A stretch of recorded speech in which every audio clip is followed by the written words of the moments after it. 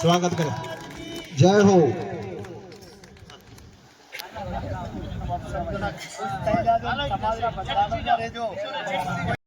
મુકામે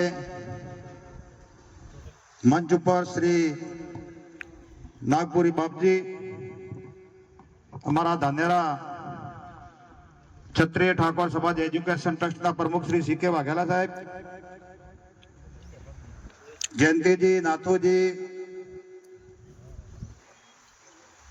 અહીંયા અમારે સિક્કે સાહેબની લાડકવાઈ દીકરી સોનલબેન, પાયલબેન, સરપંચશ્રીઓ, આગેવાનો, યુવાન દોસ્તો અને માતાનો બહેનો, તમામનો હું ધાનેરા તાલુકા વતીથી અહીંયા બધા તમારો સમય ફાળવીને આવેલે બદલ આભાર વ્યક્ત કરું છું. એ 100% અહીંયા મને ગેટે વળતર જોડવા મળ્યું. અમે હજી તમારી પાછળ છીએ એટલે એટલા જાગૃત તો છો જ શિક્ષણ વિશે. અમે 10 વર્ષથી વાતો કરતા હજી પગ મૂકવાની જગ્યાનું કોઈ ઠકાણું પડ્યું નથી. એટલે બંધારણ વિશે આપ સૌને હંસાજી, નગાજી આગેવાનો જે આપણે દરેક ગામની સંકલક સમિતિ બધી તૈયાર થઈ ગઈ, બાકી થઈ. હવે જવાબદારી બંધારણની આપ જે પંચના આગેવાનો દરેક ગામની 100 મુદ્દાનું પાલન કરવાનું આપણા પંચના જે આગેવાનો સંકલક સમિતિની ગામની જવાબદારી છે. 100 મુદ્દામાં કોઈ પાલન ના કરે તો એ આપણી પંચની જવાબદારી છે. તાલુકા સુધી મુદ્દો ના આવે, ગામની રીતે સોલ્યુશન થાય, એ દરેક ગામના પંચો એનું સમાધાન કરવું જોઈએ.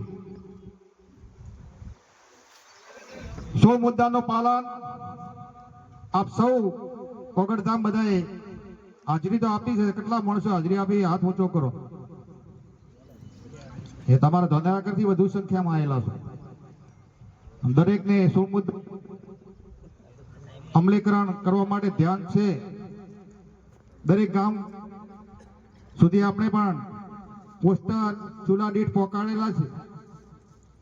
બંધારણ 16 મુદ્દાનું ના તૂટે એને દરેક આગેવાનો, યુવાનોએ સપોર્ટ કરવાનો છે. આ એક તાલુકાનો કે એક જિલ્લાનું બંધારણ નથી.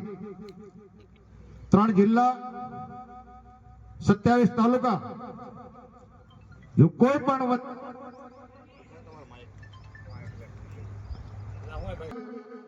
3 જિલ્લા એનો નિર્ણય લઈ શકે. અહીંયા પાસે ગુનેગાર ગુનો કરતો એની કોઈ ઓભળવામાં આવતું નથી. જાબડિયા ગામે શું થયું? બધે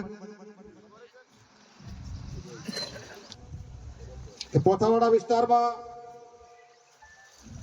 10-15 દિવસ પહેલા થોડા ફોટો વાયરલ થયેલો છે. કયા ગામનો હતો એ તો હવે તમને બધા નજીક મરો એટલે ખબર જ હશે.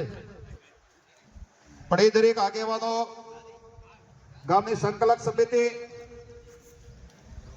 થોડું ધ્યાન રાખવા માટે દરેકને વિનંતી કરું. આ બંધારણ કલાકારો ગીત ગાયેલું, જાગો ઠાકોરો જાગો. હવે તો જાગ્યા બધાય, પણ એનું પાલન થવું જોઈએ. બંધારણ 100 મુદ્દાનો તમને 1 વર્ષ પછી એનું રિઝલ્ટ શું મળે એ સમાજને પછી ખબર પડશે. હાલ તાજું છે એટલે ખબર નહીં પડે.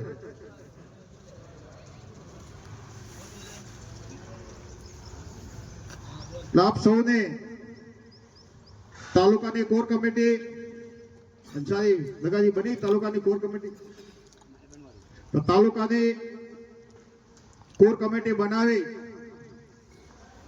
એમાં દરેક ગામના આગેવાનો સમાવેશ થાય. તાલુકાને ગામની સંકલક સમિતિ જિલ્લામાં ફાઇલ રજૂ કરવાની છે. તરત તૈયારી કરજો, જિલ્લામાં ફાઇલ આપવાની. એટલે હવે પહેલા જેવો સમય નથી કે પેલા ગમે તોડી નાખ્યું ચાલશે, પણ હવે બિલકુલ ચાલશે નહીં. એટલે બે હાથ જોડીને ફરીથી વિનંતી કરું છું, કોઈ સમાજનો ટાર્ગેટ ના થાય એટલી આગેવાનો પંચ ધ્યાનમાં રાખ.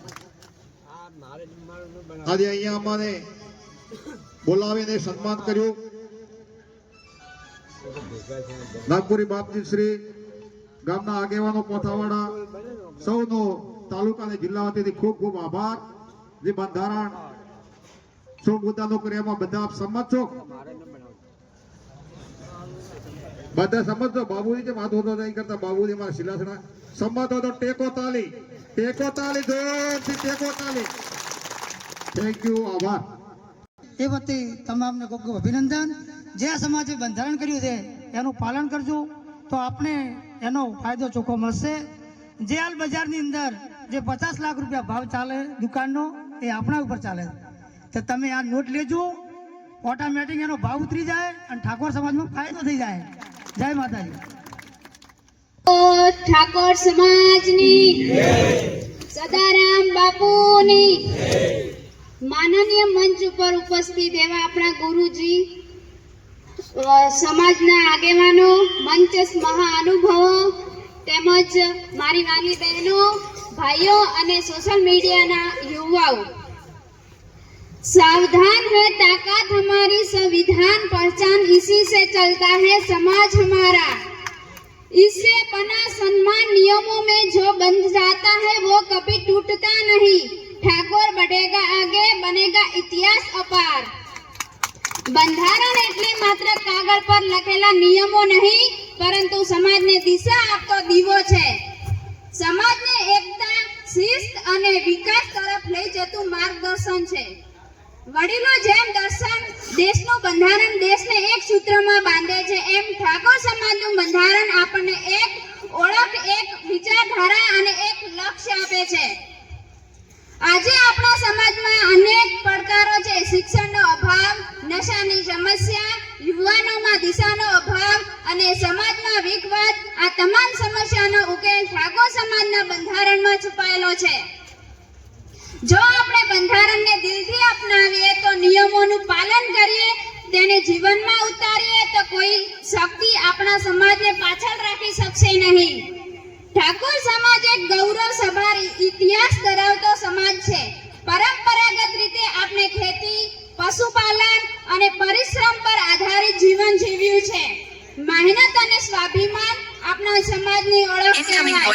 પરંતુ બદલાતા સમય સાથે સમાજને આગળ વધારવો હોય તો શિક્ષણને સૌથી શક્તિશાળી સાધન છે. Daughters are not a burden, are blessing through with education and confidence the can the view. એનો મતલબ એમ થાય છે કે દીકરીઓ ભાર નથી, એ તો સાચા આશીર્વાદ છે. શિક્ષણ આત્મવિશ્વાસ સાથે દ્રષ્ટિ બદલી શકે છે, દુનિયા બદલી શકે છે.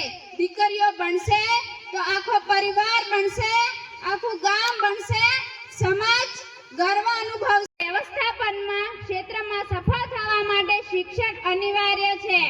આથી દરેક પરિવાર અને દરેક યુવાનોને શિક્ષણનું મહત્વ હોવું જોઈએ.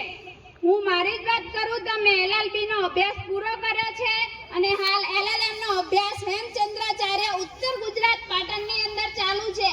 મને મારા પિતાજી ઉપર ખૂબ જ ગર્વ થાય છે કે મને ખૂબ જ સપોર્ટ કરે છે. મારા લગ્ન થઈ ગયા છે તો પણ એમને ભણવાનું મને બંધ નહીં કરવા દીધું અને હાલ મારો અભ્યાસ ચાલુ છે.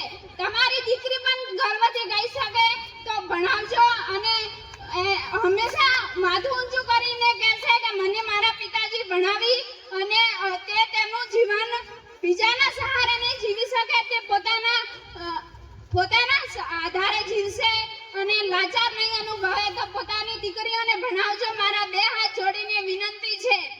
જો કોઈ વધારે બોલાઈ ગયું હોય તો એક દીકરી સમજીને માફ કરજો. બસ. હવે પછીનું સંબોધન ખૂબ ખૂબ જય જયકાર, આભાર.